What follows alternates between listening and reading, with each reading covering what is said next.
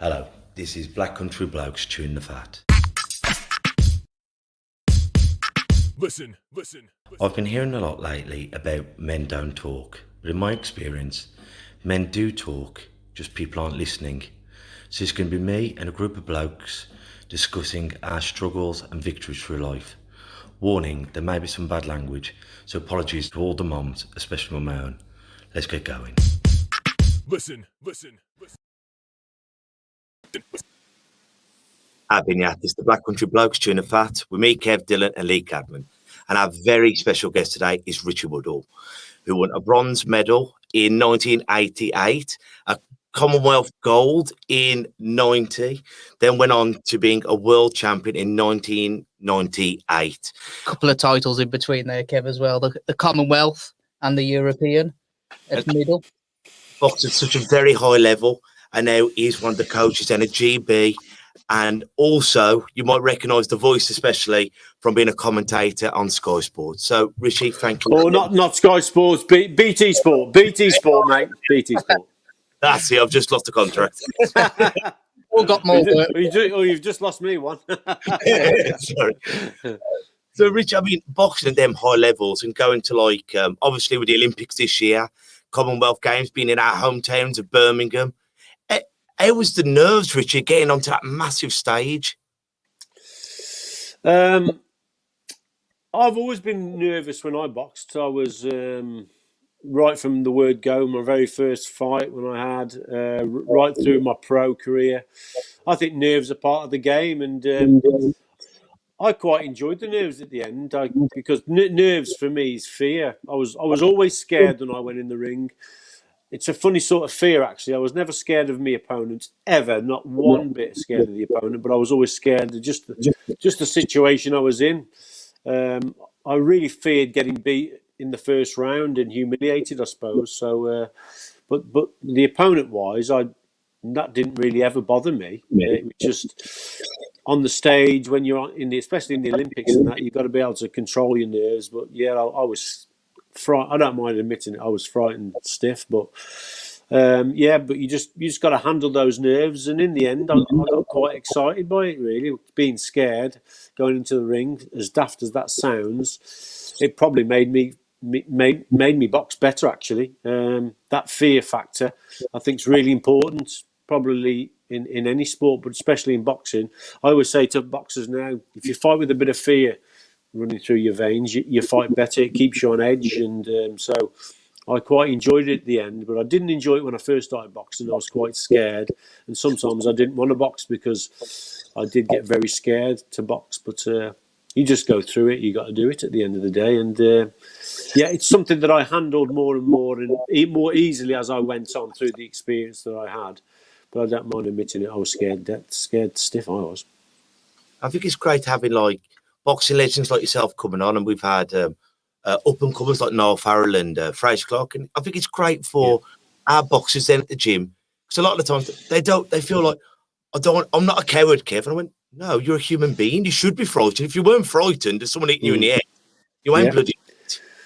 No, that's right. Yeah, like I say, being nervous, I think, is a good thing. Obviously, boxers handle the nerves differently and handle the fear differently. But for me, it wasn't bothering me if I was on my own before a fight, and which I have been when I boxed for England. I boxed abroad for England. I've been in tournaments where we've had a few boxers in the tournament, and the coaches were with them because they were boxing. I was sort of on next, or I was on a couple of fights time, and I was in the dressing room sometimes on my own, just having a quick warm up. But that didn't bother me. I just got on with it, and as my career went on, like I say, that fear makes your box better, and you shouldn't be ashamed to be scared. You should not in boxing. It's good to be scared because it just gives you that edge. I think, anyway, it did for me. A lot of the fear is actually the fear of losing, isn't it? As you say, you weren't scared of your opponents. It's more that the embarrassment that you think is going to be bestowed upon you for losing. Yeah, exactly. That is absolutely spot on. Like I say, it always scared me to be stopped in the first round for me. was my probably biggest fear, to be stopped or knocked out in the first round. And it nearly happened a couple of times. I was never stopped as an amateur, but I got dropped 2 or 3 times in the first round where I just made a mistake and I got caught with a left hook or right hand over the top because I was a tall fella. And even in, I think, my Olympic quarter final, boxing for the bronze, if I won the fight, then I go through to the medal stages. I get stuck on my backside probably the first 30 or 40 seconds. A kid called Rivera from Puerto Rico. He'd knocked he'd knocked 2 opponents out before me. And in the first round, I dropped my hands and he just caught me. I think it was a right hand over. It might have been a left hook, actually. Left hook, bosh. I went straight on the seat of my pants. But I suppose it was a flash knockdown. And I just remember looking up and him running back to his corner, doing this funny dance with his hand punching the air. And it woke me up. I thought, right, mister, you're in for it now, mate. And it woke me up. So it did me a favour. But yeah, that fear of the first round, getting stopped in the first round, used to frighten me to death. And it's funny when you say like you weren't frightened of some of the caliber. I mean, you boxed some of the bloody business, didn't you, Rich? From Roy Jones to Kawasaki.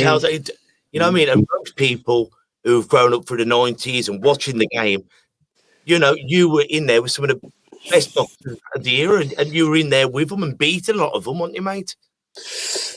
Yeah, I boxed some good kids, actually. Yeah, my last ever contest was against Joe Calzaghe, and I remember being asked that, actually. A guy said to me, just plain asking me, and I suppose it was quite insulting to me in a way, because he said to me, he says, you must have been really, really scared of Calzaghe when you fought him.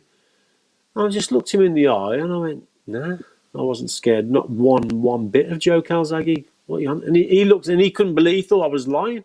I said, no, I wasn't. I was never scared of Joe. I was never scared of not one opponent. Not one. And I mean that. I looked across at him and I thought, you're getting it tonight. And that's exactly how I thought against Joe Calzaghe. I had no fear that way. No fear against an opponent. But the situation you're in was my biggest fear. And I had a terrible first round against Calzaghe. Again, I didn't start very well. He put some punches together in the first round and caught me with some really good shots. But it was a different ball game in the second round. I come out quite strong in the second round. But it was this guy insulted me. He says, you must have been scared of him. I went, nah. No, and I wasn't because, and you can't explain that in a way. That's just probably the person you are, and that's in your DNA. And I wasn't scared. I honestly admit that I wasn't scared of the opponent ever. No, not at all. But like when you got the medals, obviously the Olympics, Commonwealth, as well as all the other titles, your World Championship, was it just an absolute euphoria? Like you couldn't believe it, or did you always know that was your destiny? That's a great question, because I always had a dream of being a world champion, a professional world champion, since I was a kid. Always wanted to be like Muhammad Ali. He was my all-time hero, Ali. I had 2 heroes growing up in boxing. One was Ali and one was Hagler, Marvin Hagler. He really influenced me because I always thought he was one of the greatest all-round boxers ever. Hagler, he could fight, he could box. So I always looked up to those type of boxers. But along the way then, I always wanted to box for England. And my dad always said from a very young age, he says, you could go to the Olympics one day, you could. He says, you've got the style. My dad always believed in me. And he says, you could go to the Olympics. And then so my dad planted little seeds, I think, in my head. And so, I thought, I want to box for England. I want to go. So my all-time goal was to win a world title and be like Muhammad Ali.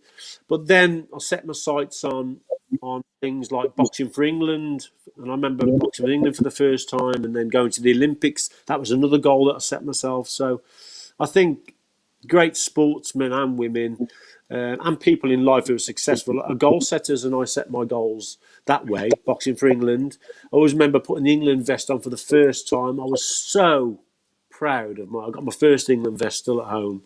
And that means so. I would never part with that England vest. That means so much to me. So then I went to the Olympics, and my old man again said to me, he said, you could win a medal at the Olympics, Rich. He says, you just got to believe in yourself.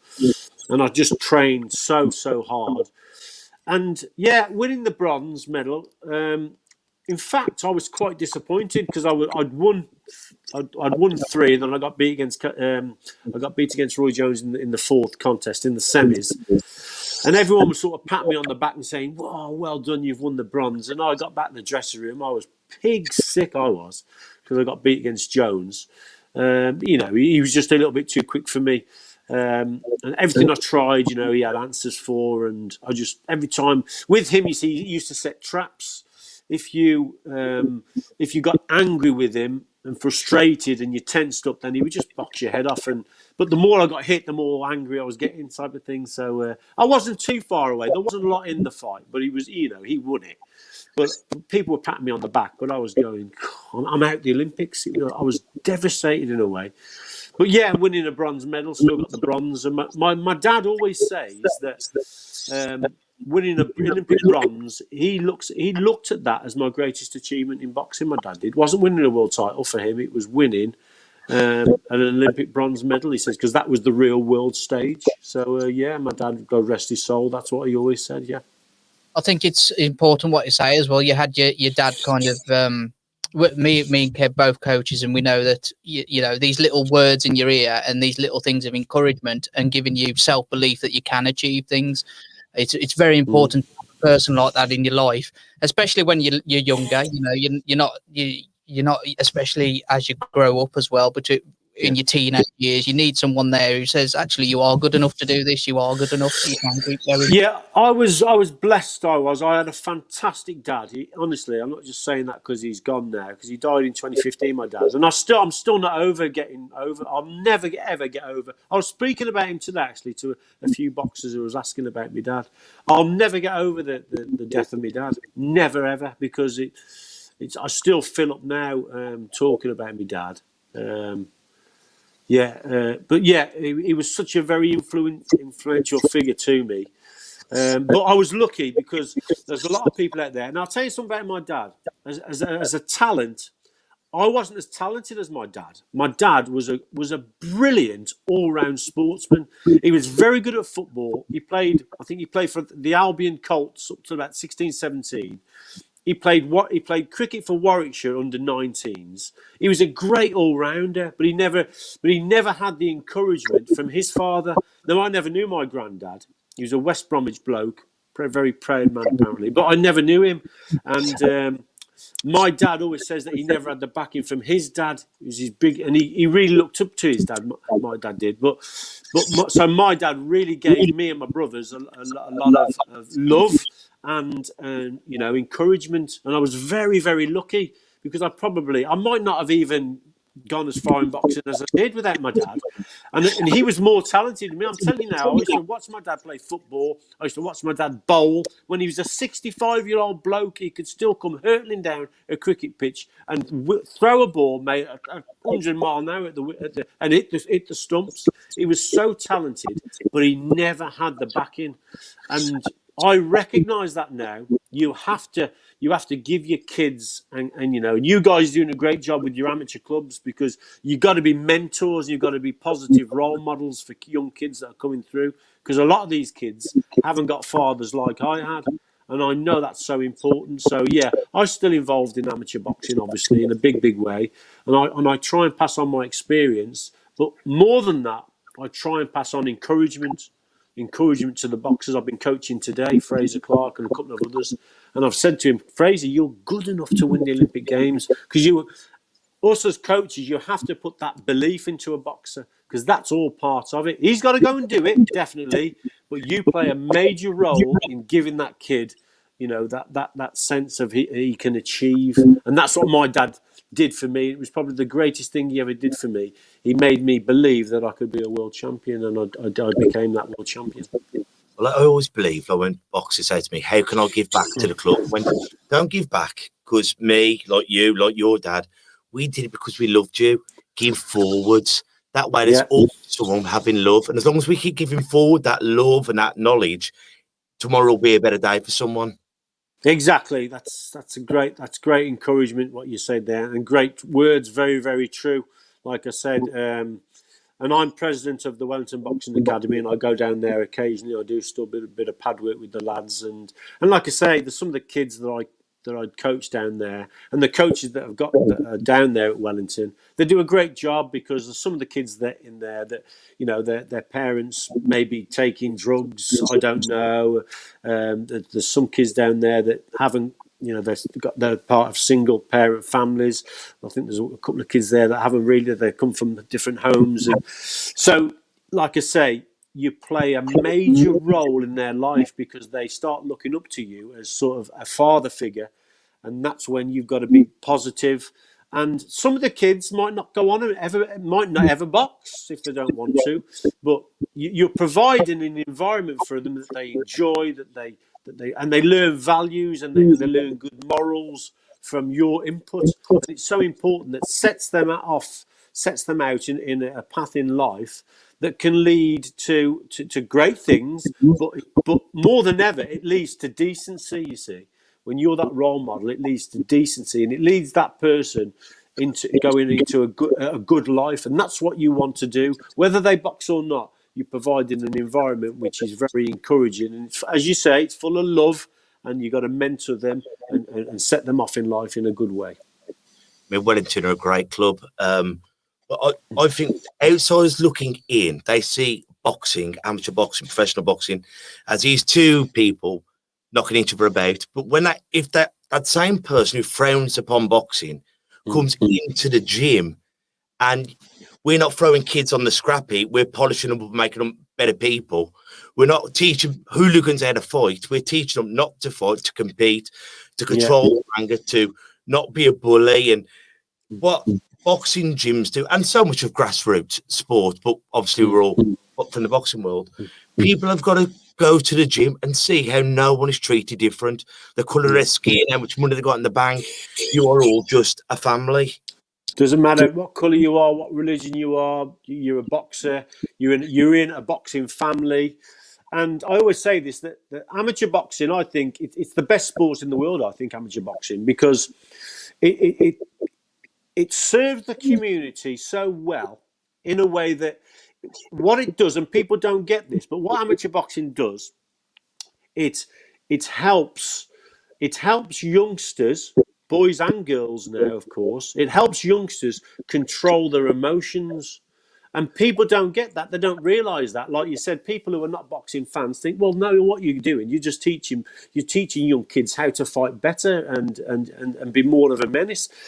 And that isn't what boxing does. We teach them obedience, if anything, and it teaches them how to control their emotions.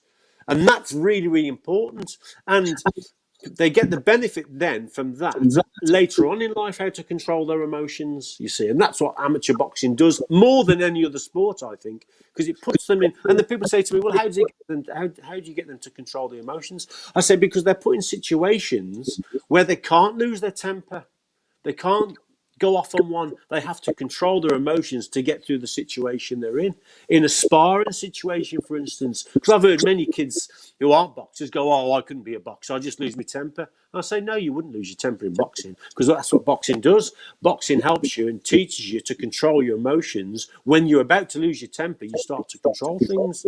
And then what happens then is that gets passed on to other areas of your life where you might have lost your temper. Then you start to control things, and then you can control that area of your life. And people don't get it. They only get it when they sample it in a boxing gym, either by watching or they actually do it for themselves. And when you do it for yourself, then you know what I'm talking about. And everyone listening to this who knows about boxing will go, yep, he's right. It does help to control the emotions. And that's one of the greatest gifts, I think, amateur boxing does for kids. And like I say, some of them kids may never go on to box. But if you can get them to control their temper, control their emotions, to handle pressure situations, that then will serve them for the rest of their life. That's right. And it goes back to the nerves earlier as well. It helps. Yeah. As you get nervous, you do get frightened, but you've still got to push through sometimes and do it, because you don't know what's over that line, do you? You know, and that goes again for life. You've got to go over that, even if it's scary.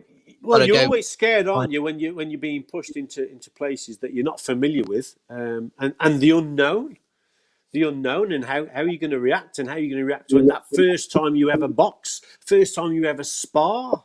I remember the first time I ever sparred. I do. Honestly, I remember the first time I ever sparred. I remember my first bout, the nerves, the fear, and it's being pushed into the unknown. But when you go through it and what you get from it, then it serves you for the rest of your life. It has for me.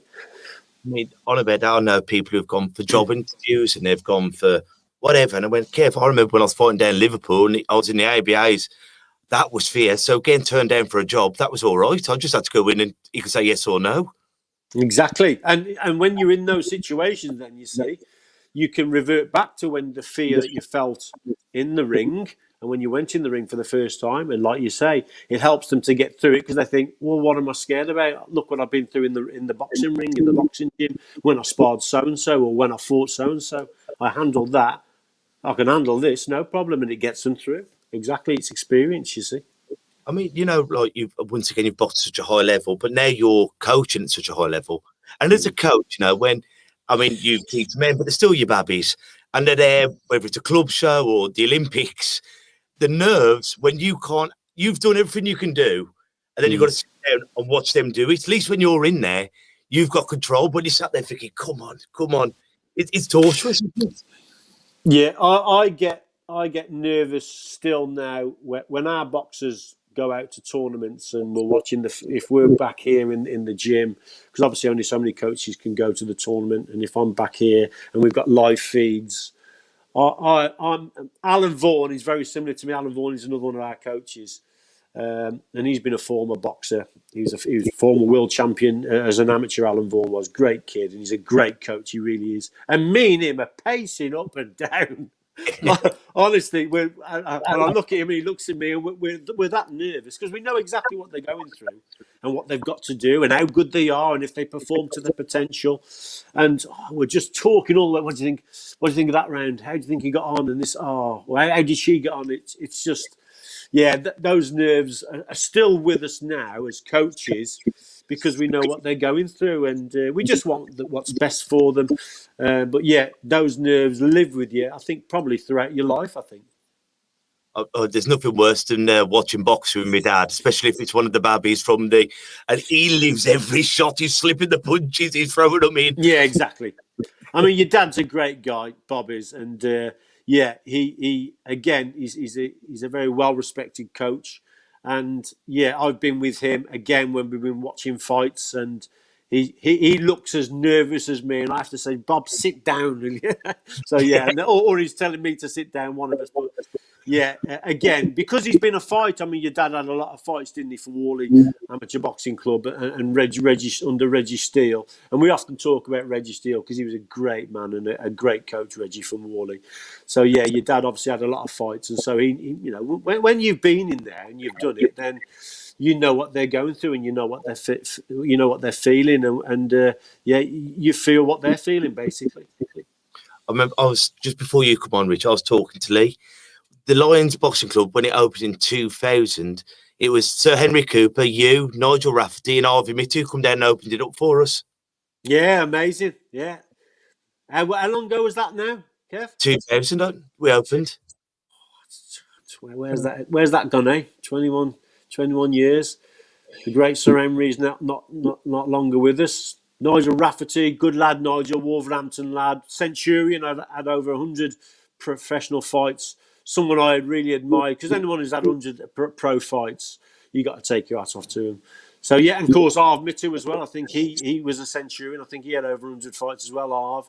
And what I like about Arv Mittu, he'd box at the drop of an hat. You could ring him up and say, "Listen, the show's in trouble. We got no one on. We need you." And he'd say, "I'm on my way." He'd probably finish his tea and he's on his way. He'd box at the drop of an hat. Proper gladiator. Those two fellas, gladiators. But it's wonderful, like what you're doing for us now, and when you come down to do it. I mean, it's brilliant when people remember where they started in the Spit and Sawdust gym, and they give back. So I can't thank you enough, Richie. Yeah, it's all about, like I say, it's all about giving back to the sport, definitely, and bringing youngsters on and bringing people through. And the sport is growing.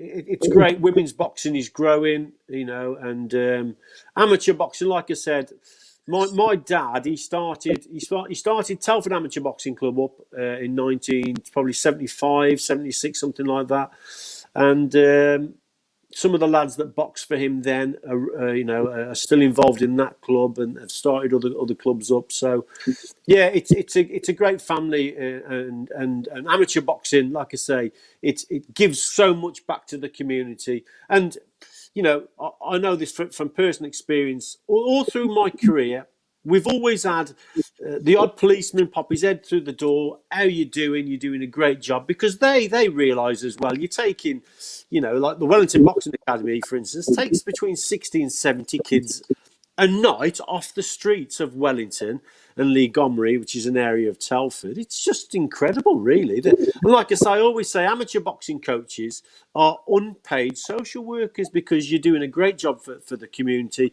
taking kids off the streets, you're disciplining them, you're training them, you're educating them in terms of what they should be eating. And when they leave the gym, they don't go back on the streets. They go back home. They want to go to bed because they're tired and they're not causing any trouble. And I'm not saying all youngsters are troublemakers. I'm not saying all youngsters are troublemakers in our gym. They're not. But what I am saying is, if those 60 or 70 kids weren't at our club, then where would they be? They could be up to no good. They could be talking to people who are offering them drugs and whatever. But in our gym, they're in a drug-free environment. They're being mentored by real good coaches, and they're being disciplined. And like I say, amateur boxing clubs all over there should be an amateur boxing club on every council estate across the land that's funded by the government, because that's what the cracking job they do for the local community. That's my opinion, I tell you. Well, we said that before, like in some of the roughest parts of the country where even the police don't turn up, you'll find a boxing gym. And then Boxing gym. Where there's people who aren't getting paid, and they've got more respect than anyone, because if they're naughty, they get a rollicking. But when they're good, God, they're made to feel like a world champion. As you say, even if they never go and box.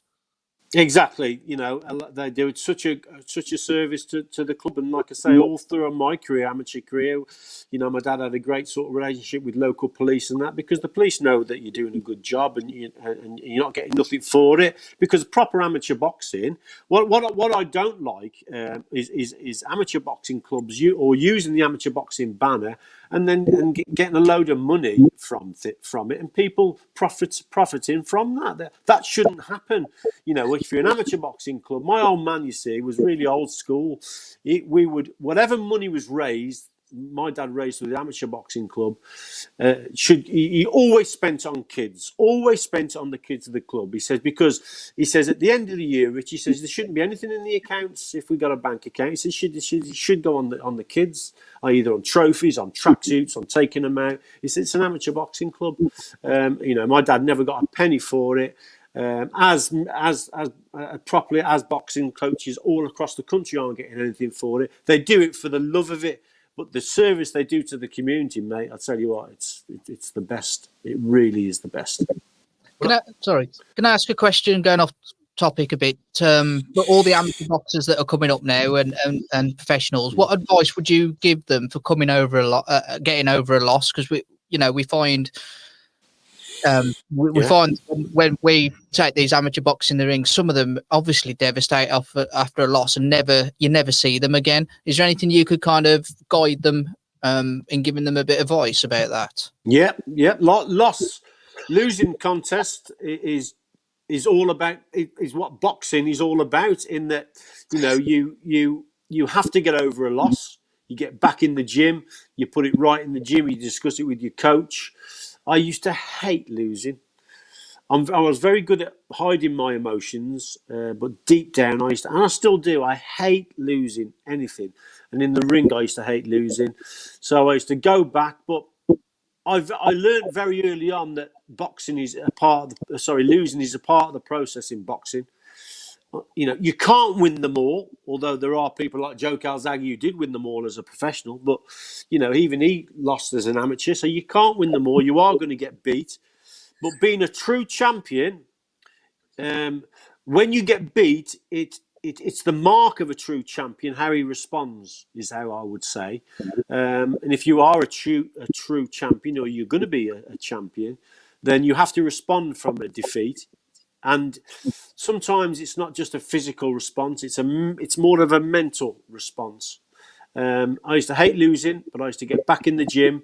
I used to watch where I went wrong, try to put it right, and obviously just discuss it. Basically, what you shouldn't be doing when you get beat is throwing in the towel and thinking, "Oh, it's not for me," blah, blah. Because believe you me, getting beat is part of boxing.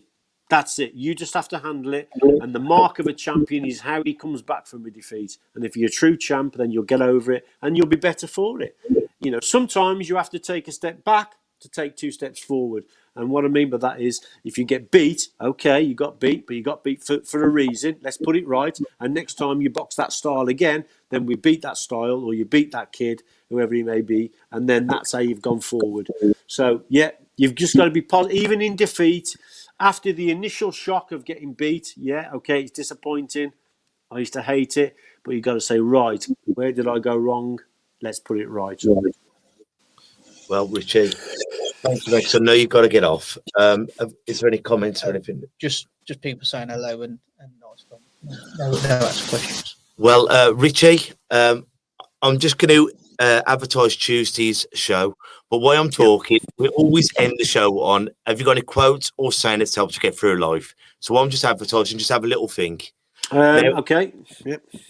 On Tuesday, next Tuesday, we've got a pre-recorded episode, haven't we? Because Mike Wood, the MP for Dudley South, came down to the club, and we've got an interview with him. So that will be released on Tuesday. That's talking about all things mental health and what we can do to make it better as well within our community.